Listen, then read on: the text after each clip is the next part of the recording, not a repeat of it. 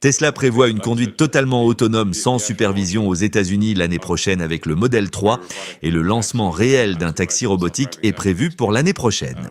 Le principal moyen de locomotion en 2038, ça sera le cheval. C'est l'avenir du transport et de la mobilité.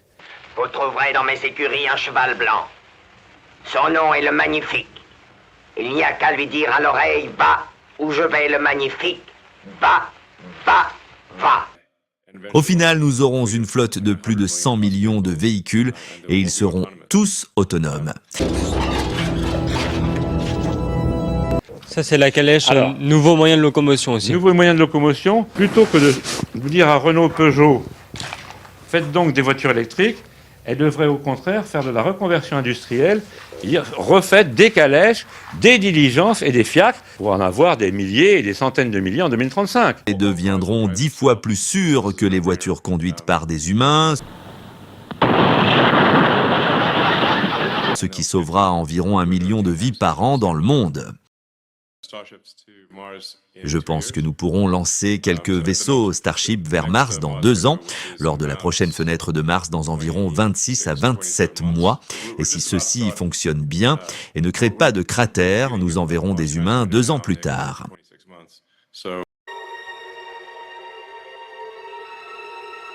Nous nous dirigeons vers une ère d'abondance où n'importe qui peut avoir tous les biens et services qu'il veut. Ça peut durer jusqu'à Noël, des pommes comme ça. C'est pour faire des réserves, c'est ça? Faire des réserves, oui. Ce ne sera pas une histoire de revenus de base universelle, mais plutôt une histoire de revenus élevés universels. Et donc là, s'il n'y a plus d'eau au robinet, vous pouvez boire cette eau-là? On peut boire cette eau-là à condition de la filtrer avec un linge et de la faire bouillir. C'est pas en 2027 que vous allez commencer à dire « Oh putain, je suis dans le 11e à Paris, moi, mais alors j'ai plus d'eau au robinet. Ah !»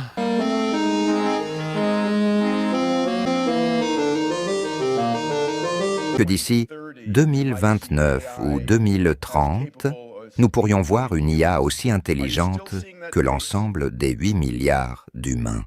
À cette époque-là, peut-être en 2030, disons, ça sera s'entraider ou s'entretuer.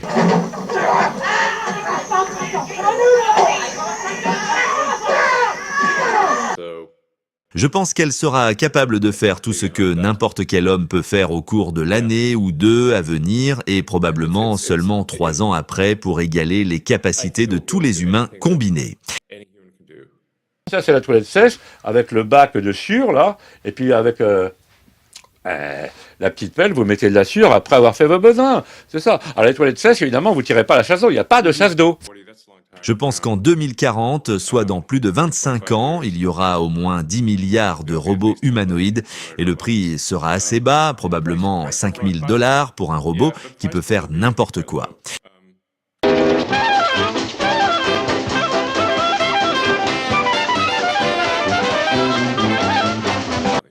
Il n'est même pas clair ce que signifiera l'argent à l'avenir, car nous finirons dans une société post-capitaliste à un moment donné. Ça sera une sorte de chaos avec, évidemment, hélas, sans doute beaucoup de morts dues aux famines, aux épidémies et aux guerres civiles.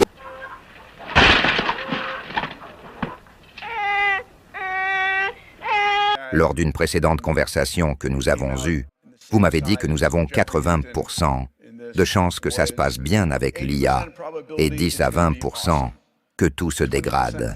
Qu'est-ce que c'est que le réel? C'est quand on en prend plein la gueule.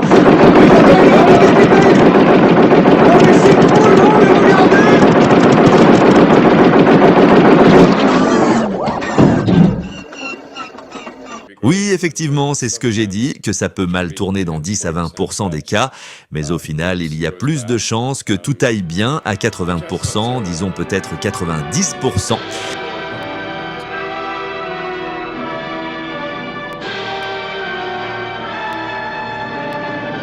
Bon, on verra bien, c'est l'histoire qui tranchera, comme disait Lénine.